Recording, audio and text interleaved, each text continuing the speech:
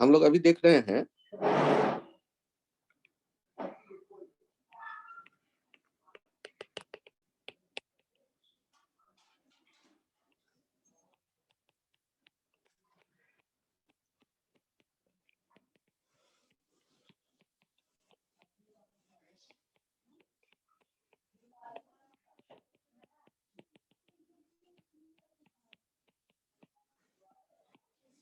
Nodal analysis method to solve circuit problems. Circuit problems में nodal analysis method को देख रहे हैं कैसे यूज किया जाता है। ये वो मेथड है जो 1 मिनट में आपको क्वेश्चन सॉल्व करने में काफी हेल्प करता है। कहां पर अप्लाई करें? जहां बहुत ज्यादा लूप दिखे, एक तो वहां आप सोच सकते हैं इसके बारे में। दूसरा, नॉर्मल क्वेश्चंस में भी आप सोच सकते हैं। इस मेथड के लिए करना क्या है तो ध्यान से देखिए। किसी एक नोड का पोटेंशियल 0 मानना है और बाकी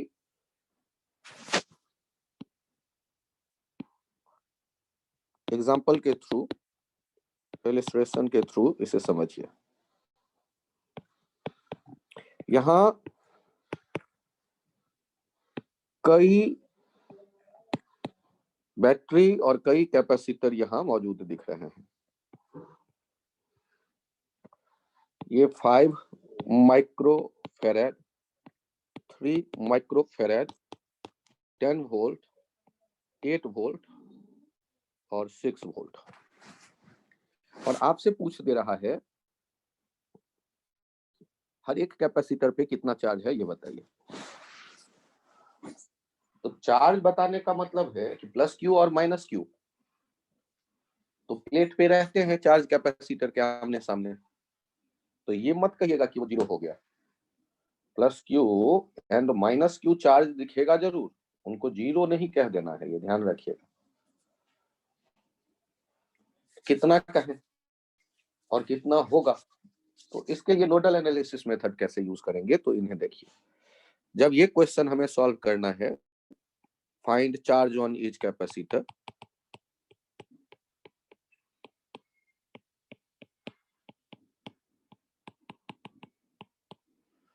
तो सॉल्व करते वक्त मैंने किसी एक जगह एक कॉर्नर को मान लिया 0 वोल्ट। सॉल्व करते वक्त से अब यदि ये 0 है तो इसके बीच में तो कोई कैपेसिटर नहीं है, ना ही रेजिस्टेंस है, ना ही कोई बैटरी है, तो यहां भी होगा 0 वोल्ट और यहां भी होगा 0 वोल्ट। और आपको पता है कि बैटरी के बड़ी डंडी की तरफ हायर पोटेंशियल होता है, तो दूसरी तरफ यहां देखिए प्लस 10 वोल्ट, यहां है तो यहां हो गया प्लस 8 वोल्ट और ये 0 है तो यहां हो गया माइनस 6 वोल्ट। अब ध्यान दीजिए कि आप यदि बात करते हैं 5 माइक्रोफैराड के, लेफ्ट साइड में 10 वोल्ट है और राइट साइड में 5 वोल्ट है, तो ये इस तरफ मैं कहता हूं प्लस Q1 और इधर कहता हूं माइनस Q1। और उसी तरह इस 3 माइक्रोफैराड के लिए देखिए, लेफ्ट साइड में हायर पोटेंशियल है प्लस 8 और राइट साइड में लोअर पोटेंशियल है, तो लेफ्ट साइड में मैंने कहा प्लस Q2 और राइट साइड में कहा माइनस Q2। तो अब यहां सॉल्व करते वक्त तो हम तो यही जानते हैं Q इक्वल्स टू सी भी, तो Q1 इक्वल्स टू क्या हो गया C1 V1। C1 कितना है 5 और V1 कितना हो गया 10 माइनस 8। एक तरफ 10 एक तरफ 8, तो डिफरेंस 10 माइनस 8, 5 इंटू 2, ये 10 माइक्रो कूलम। उसी तरह Q2 देखिए C2 V2, C2 कितना है 3 माइक्रो और ये 8 माइनस माइनस 6 14, 42 माइक्रो कूलम। जब भी कभी हमारे पास कैपेसिटर के प्लेट्स के चार्ज के बारे में क्वेरी किया जाए तो Q इक्वल्स टू सी भी से काम चलाते हैं, ये हमें पता है। लेकिन V क्या होता है, प्लेट्स के पोटेंशियल का डिफरेंस। तो लेफ्ट साइड वाला प्लेट 10 वोल्ट वाले पॉइंट से जुड़ा है, तो लेफ्ट साइड वाले प्लेट का पोटेंशियल 5 माइक्रोफैराड के 10 वोल्ट का मानेंगे आप। राइट साइड वाला प्लेट 8 वोल्ट से जुड़ा है, तो राइट साइड वाले प्लेट का पोटेंशियल आप +8 मानेंगे आप, और उनका डिफरेंस हो जाएगा 2 वोल्ट। 5 माइक्रो, तो माइक्रो लिखने की आदत हम लोग छोड़ देते हैं, लेकिन आप लिखें तो बेहतर है। अंत में मैंने डाल दिया यूनिट में माइक्रो कूलम। आपको यदि चार्ज पता चल गया तो आप एनर्जी भी बता सकते हैं, Q²/2C। एनर्जी हाफ CV² से भी लिख सकते थे।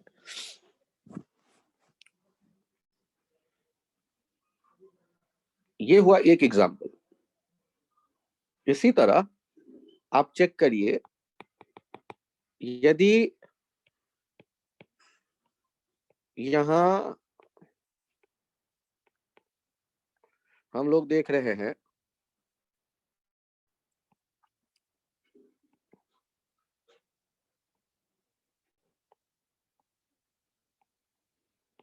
कुछ और कैपेसिटर और बैटरी,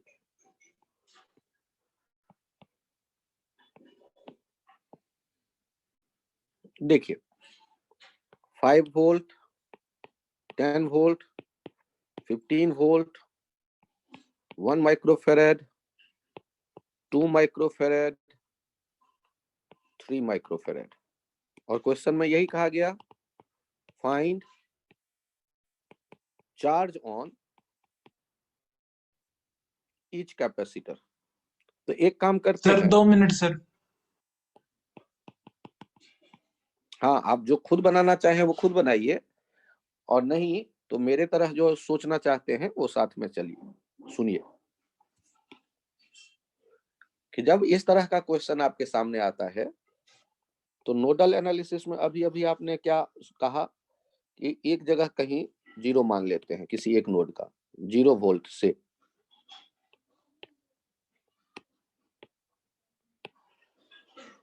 यदि किसी एक जगह का 0 वोल्ट आप कह देते हैं पोटेंशियल, तो बैटरी के बड़ी डंडी की तरफ ज्यादा होगा पोटेंशियल, +5 वोल्ट। बैटरी के छोटी डंडी की तरफ कम होगा तो -10 वोल्ट।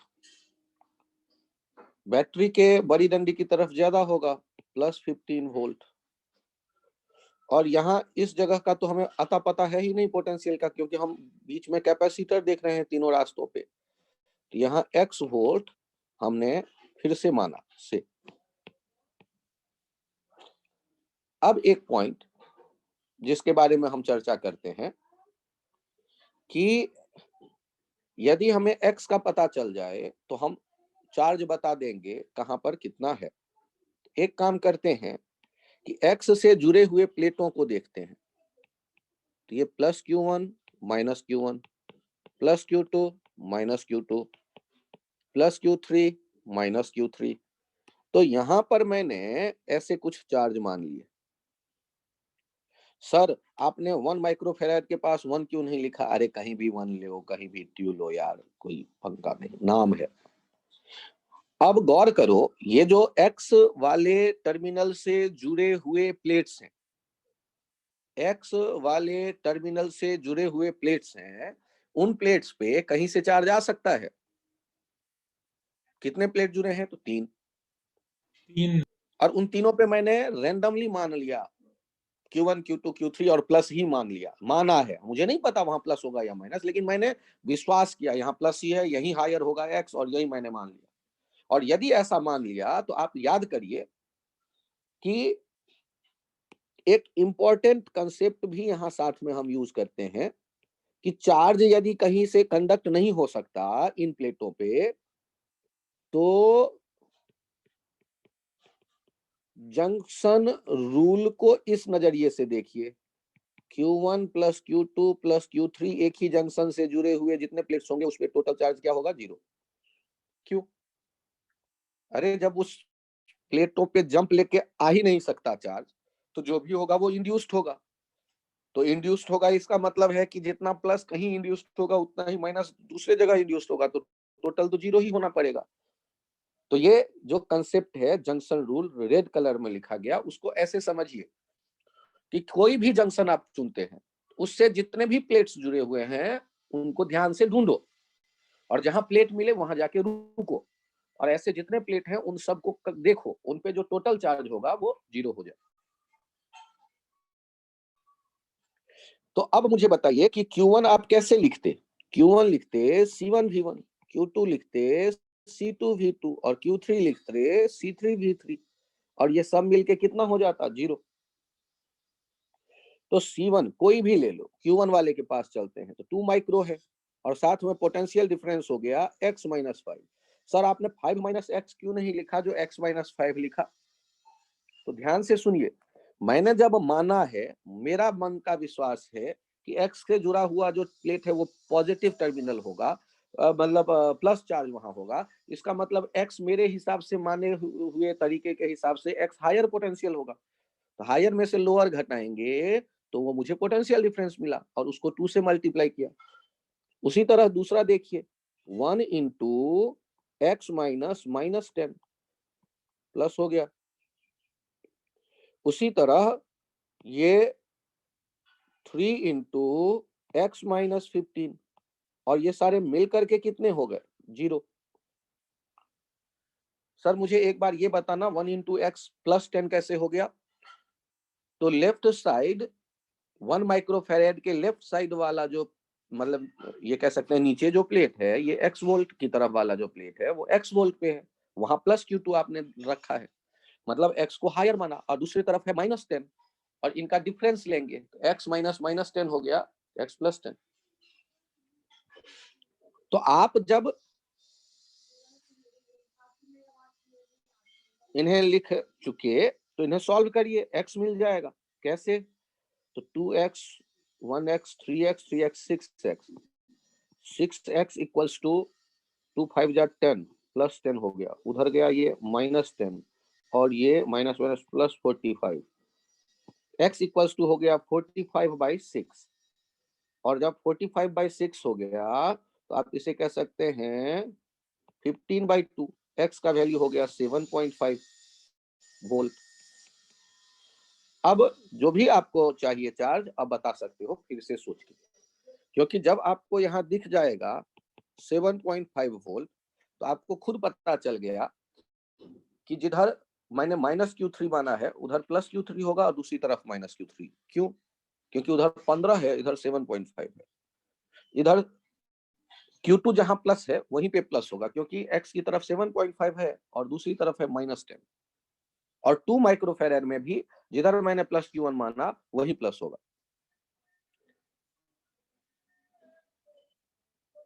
तो ये x निकलने के बाद आप Q1 Q2 Q3 के बारे में बड़े आराम से चर्चा कर सकते हैं। सर कैसे? Q1 मैं लिख देता हूं, Q1 इक्वल्स टू आप लिख लेंगे, नाउ Q1 इक्वल्स टू क्या लिख सकते हैं? C1V1 2 micro into 7.5 minus 7.5 minus 5, ये 5 माइक्रो कूलाम हो गया। उसी तरह Q2 कितना हो जाएगा? 1 इंटू 7.5 प्लस 10 17.5, ये हो गया 17.5 माइक्रो कूलम।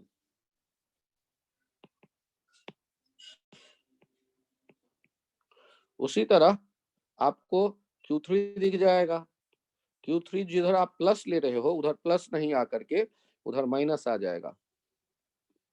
उसके लिए आप यदि लिखना चाहें तो ये लिखिए, आपने जैसे प्लस माना है उस हिसाब से 3 into x 7.5 minus 15 micro coulomb.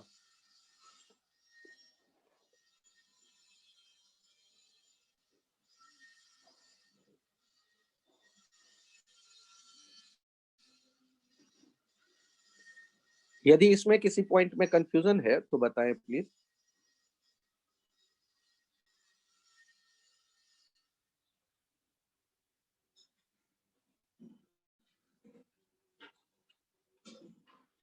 Done sir. वृंदा एक बार और समझाऊं आपको इसमें? नहीं सर, बस 1 मिनट नोट करना था। हाँ, आप नोट कर लो आराम से। ये नोडल एनालिसिस मेथड कहलाता है कि किसी एक जगह आपने 0 मान लिया किसी नोड पे और फिर बाकी जगहों के पोटेंशियल लिखते गए, बैटरीज के से गुजरेंगे तो अब बड़ी डंडी की तरफ हायर पोटेंशियल, छोटी डंडी की तरफ लोअर, तो बढ़ाना है 0 से या घटाना है, ये आप ऐसे डिसाइड करते हैं।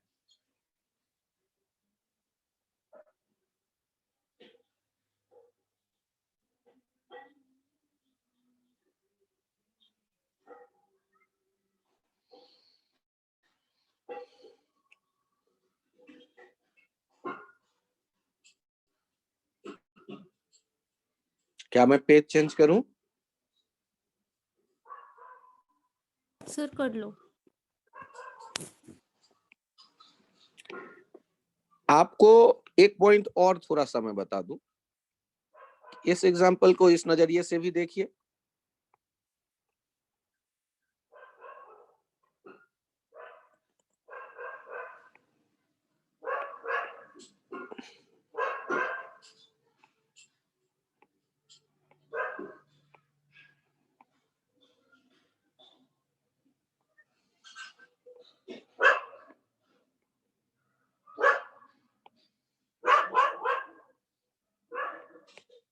Ten volt, 5 volt, 20 volt, 4 volt, 1 microcoulomb, 2 microcoulomb, 3 microcoulomb.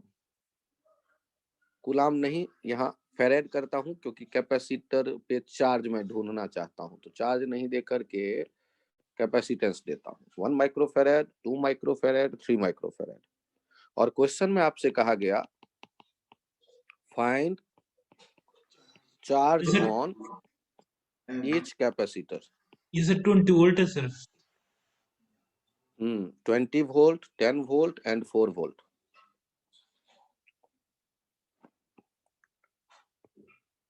Twenty volt, 10 volt and 4 volt. और एक बैटरी भी है 5 वोल्ट।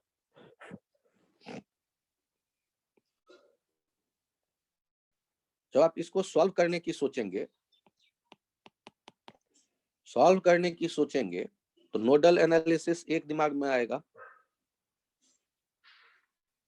और दूसरी समस्या आएगी जंक्शन रूल।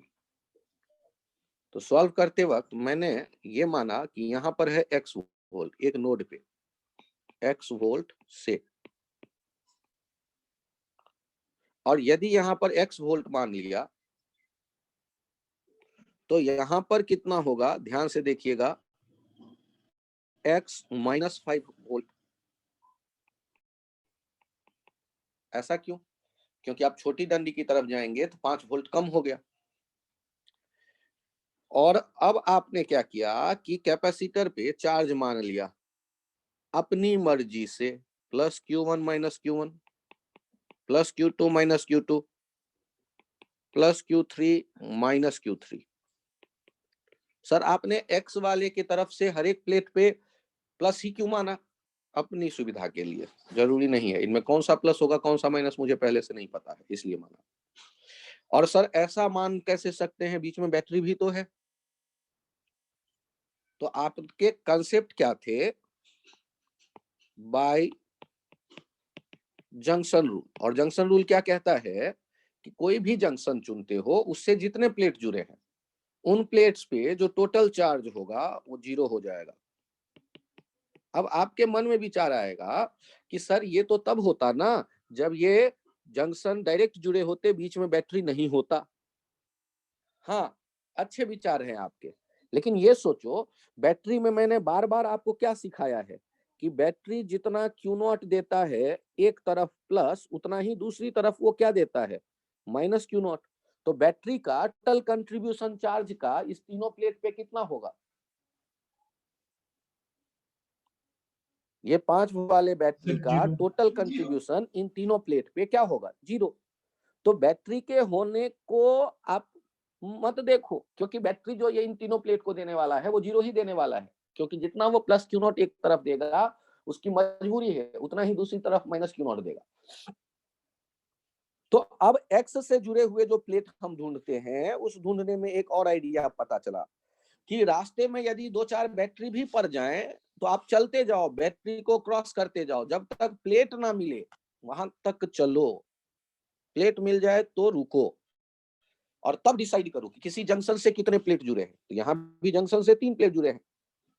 आप कहते हैं कि नहीं सर 5 वोल्ट तक तो बैटरी आ गया, अब आगे मैं नहीं जाऊंगा, केवल 2 ही प्लेट एक्स से जुड़े हैं। तो ऐसा सोचते हैं बहुत से बच्चे, लेकिन वो गलत है। आप एक्स से जब प्लेटों को ढूंढने की कोशिश करते हैं जंक्शन से, तो जंक्शन से चलते गए 3 तक गए, माइक्रोफेरेड तक, 2 माइक्रोफेरेड तक गए, दूसरी तरफ बैटरी मिला, वो ध्यान ही नहीं दिया, क्रॉस कर गए, वो 1 माइक्रोफेरेड के प्लेट तक गए। अब Q1 लिख रहे हैं, तो Q1 कैसे लिखेंगे? C1V1। तो चलो C1V1 plus C2V2 plus C3V3 equals to 0। अब भी लफड़ा है कि आखिर Q1 को कैसे लिखें। तो ध्यान से देखो जो मैं लिख रहा हूं, Q1 के लिए C1V1 में 1 माइक्रो, तो माइक्रो तो मैं छोड़ ही देता हूं लिखना, x minus 5 minus 20, x minus 5 minus 20। क्यों? क्योंकि मैंने जिधर प्लस Q1 माना है, मेरा पूरा विश्वास है वहां पर हायर पोटेंशियल होगा, और वहां पोटेंशियल है कितना? तो x माइनस 5 वोल्ट है वहां पोटेंशियल। सर वो कैसे है? तो x ने जंक्शन को देखा, x वोल्ट वाला, उसके बगल में बैटरी का बड़ी डंडी है, उसकी दूसरी तरफ छोटी डंडी है, तो छोटी डंडी की तरफ आएंगे तो पोटेंशियल कम करेंगे, कितना? 5 वोल्ट। तो x में से 5 कम किया तो x माइनस 5 है उस पॉइंट का पोटेंशियल, और उसको मैंने 20 से बड़ा माना मन ही मन। क्यों? क्योंकि मैंने प्लस Q1 वहां उस प्लेट पे देखा है। तो मेरे मानने के हिसाब से ऐसे लिखा गया। अब 2 माइक्रोफेरेड की बारी आती है, तो 2 माइक्रो तो लिखने की आदत मेरे है नहीं, x माइनस 4 प्लस 3 और into x minus 10 equals to 0। अब यदि मैं इस जगह काम करना चाह रहा हूं, तो इस जगह और क्या करने वाले हैं? देखिए इक्वेशन को थोड़ा मल्टीप्लाई करके, x पहला तो हो गया x माइनस 25, दूसरा टुकड़ा हो गया प्लस 2x माइनस 8, और तीसरा टुकड़ा हो जा रहा है plus 3x minus 30 equals to क्या हो रहा है? 0। 3 2 5 1 6, तो 6x आप चेक करिए कि 30 20 50, 5 55, और 55 और 8 63, ये हो गया 63। चेक कर लेना एक बार, 63/6, 21/2, x हो जाएगा 10.5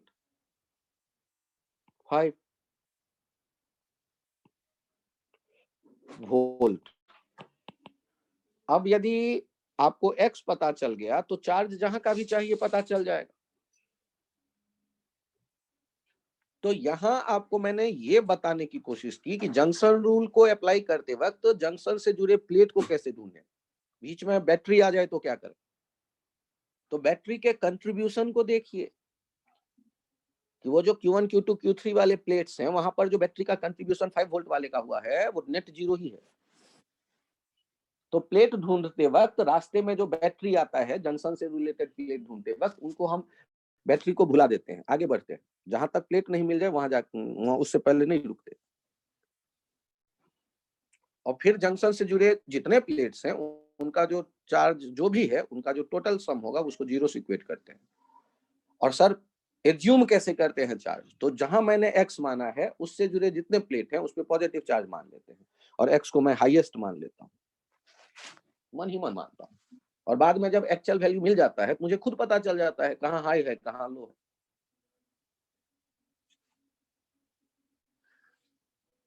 यहाँ अब आपको यदि लिखने का मन कर रहा है तो देखिए Q3 और Q2 में तो कोई लफड़ा ही नहीं है। Now Q3 equals to 3 into 10.5 minus 10, 1.5 microcoulomb, Q2 equals to 2 into 10.5 minus 4, 6.5, 13 microcoulomb. और उसी तरह Q1 भी आप लिख सकते हैं।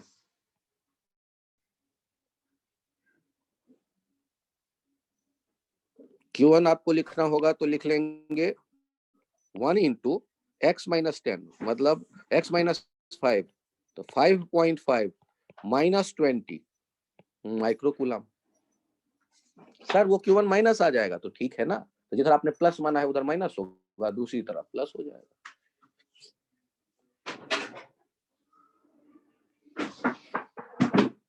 ये नोडल एनालिसिस के एप्लीकेशन को आप देख रहे हैं, और यहाँ जंक्शन रूल उसे समझने की कोशिश कर रहे हैं कि जंक्शन से रिलेटेड प्लेट्स का क्या मीनिंग, कहां तक ढूंढते हैं प्लेट्स। तो जहां रास्ते में बैटरी आता है उनको हम मान लेते हैं कि वो सीधी वायर, वो वहां तक ढूंढते जाते हैं जहां मुझे प्लेट ना मिल जाए कैपेसिटर का। और एक पर्टिकुलर जंक्शन से जुड़े जितने प्लेट्स हैं कैपेसिटर का, उन पे टोटल चार्ज 0 से हम इक्वेट करते हैं। ये है जंक्शन रूल।